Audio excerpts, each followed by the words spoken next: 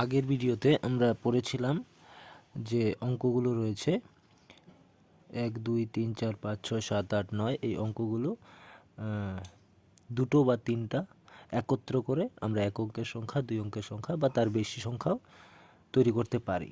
তো এই সংখ্যাগুলো যে হয়, সংখ্যাগুলোর ক্ষেত্রে প্রতি ডান দিকের যে সংখ্যাটা রয়েছে সেই ডান দিকের যে প্রথম সংখ্যাটা থাকবে, প্রথম সংখ্যাটা এককের ঘর, তারপরে দ্বিতীয় সংখ্যাটা দশকের ঘর প্রকাশ করবে। প্রথম সংখ্যাটা এককের ঘর প্রকাশ করবে ডান দিক থেকে, দ্বিতীয় সংখ্যাটা দশকের ঘর প্রকাশ করবে ডান দিক থেকে, তৃতীয় সংখ্যাটা শতকের ঘর প্রকাশ করবে, চতুর্থ সংখ্যাটা হাজারের ঘর প্রকাশ করবে, পঞ্চম সংখ্যাটা অযুতের ঘর প্রকাশ করবে, ষষ্ঠ সংখ্যাটা লক্ষের ঘর প্রকাশ করবে, সপ্তম সংখ্যাটা নিযুতের ঘর এবং অষ্টম সংখ্যাটা কোটির ঘর প্রকাশ করবে। বাঁ দিক থেকে হিসাবটা গুনতে হবে। এরকমভাবে গোনা যায় একক, দশক, শতক, হাজার, অযুত, লক্ষ, নিযুত, কোটি। এটা রয়েছে।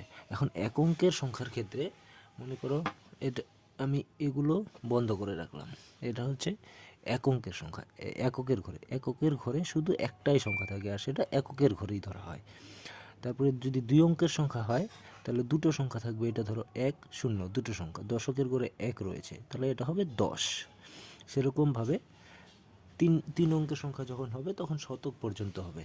এটা হচ্ছে এককের, এটা হচ্ছে দশকের সংখ্যা, এটা হচ্ছে শতকের সংখ্যা। শতকের ঘরে এখানে 1 রয়েছে তাই এটা 1 0 0 মিলে হয়ে গেল 100। তারপরে আসবো 4 অঙ্কের সংখ্যা।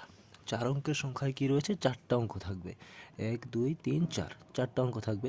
তো আর এটা যেটা রয়েছে 4 অঙ্কের সংখ্যাটা, 4 নম্বর সংখ্যাটা ডান দিক থেকে যে 4 নম্বর সংখ্যাটা রয়েছে সেটা হচ্ছে হাজারের ঘরে রয়েছে, তাই এটা হবে 1000।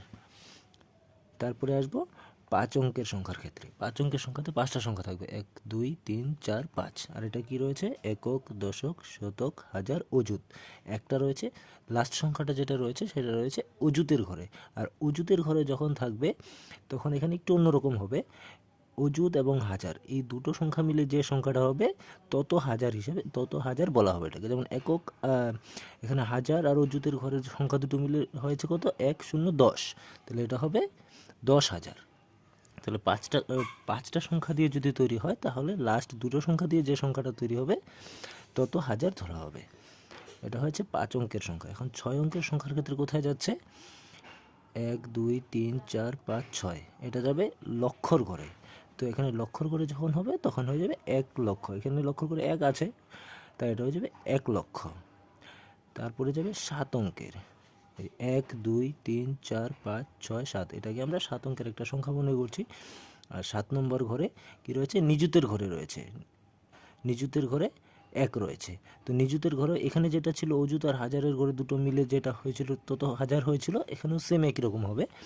নিযুত এবং লক্ষের ঘরে মিলে যে দুটো সংখ্যা রয়েছে 1 0, এখানে 1 0 তো অন্য কিছু হতে পারে, 1 0 দিয়ে 10 হলো, তো এখানে 10 যেহেতু হলো তার জন্য এটা হবে 10 লক্ষ। এটা হয়ে যাবে 10 লক্ষ। এটা গেল এটা হয়ে গেল আমাদের 7 অঙ্কের সংখ্যা। এবং 8 অঙ্কের সংখ্যা, লাস্ট 8 অঙ্কের সংখ্যাতে যেটা রয়েছে এটা হচ্ছে লাস্ট সংখ্যাটা, ডান দিক থেকে লাস্ট সংখ্যাটা কোটির ঘরে। কোটির ঘরে এখানে 1 রয়েছে তাই এটা হয়ে যাবে 1 কোটি। একক, দশক, শতক, হাজার, অযুত, লক্ষ, নিযুত, কোটি, 1 কোটি। ঠিক আছে, এরকমভাবে আমরা সংখ্যাগুলো তৈরি করতে পারি। আর এটা